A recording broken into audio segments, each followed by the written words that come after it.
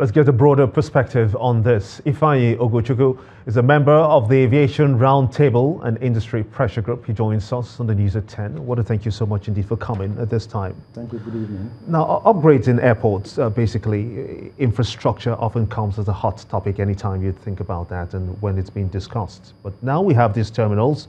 One coming, we hear that about 3 of them, or is it 4 of them now, coming on stream. How does this unfold for you? Could you give us an impression? Well, basically over the years, for our country, we had airport infrastructure deficits across most of the airports, and of course airport degradation as well, because lack of maintenance.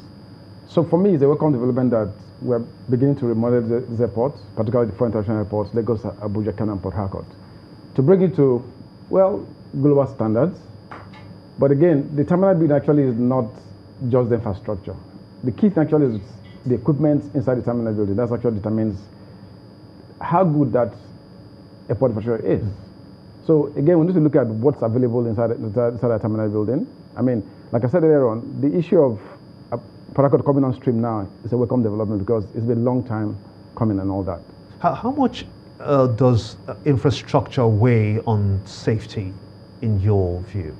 Well, the thing about quite interesting about safety is the fact that a lot of factors actually enable safety in an airport environment.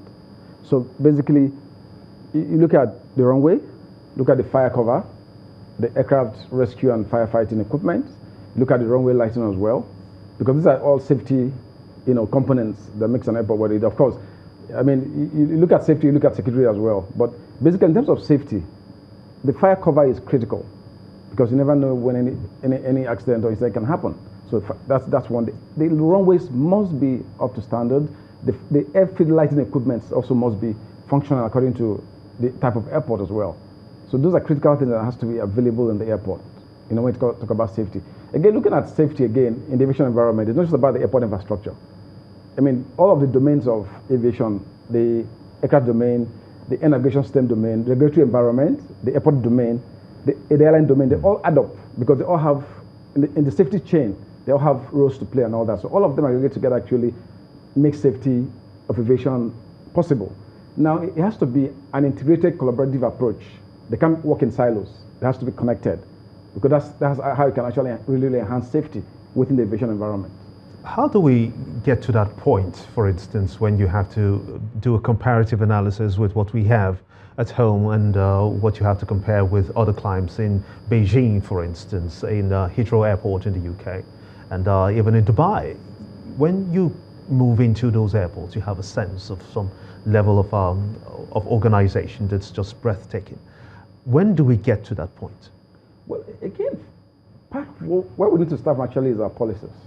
Government policies, the way airports are run, because most of our airports actually are not friendly, they're hostile, even to passengers. The way passengers are treated at the airports in Nigeria and all that, it's not friendly, it's not hospitable to passengers. So we need to have a different narrative when it comes to that. The airport should be welcoming to passengers, because we keep talking about the fact that Nigeria needs to be a hub. I mean, Lagos needs to be a hub for West Africa and all of that.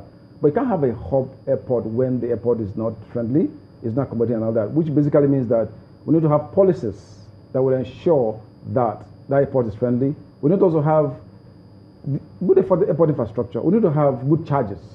We need to have affordable aviation fuel. All of this adds up together to attract airlines, passengers to that particular airport facility.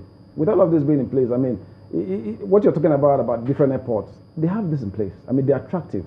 So that's why people actually, some of them actually have hub positions and all that. But we must make this happen in Nigeria because it's not rocket science. Nigeria is part of the global aviation community. So we can learn from what other people have done and domesticate it here and make it work for us. I must thank you so much indeed for talking to us. Ifeanyi Ogochukwu, a member of the Aviation Roundtable and Industry Pressure Group. Thank you so much indeed for talking to us here on the news at 10.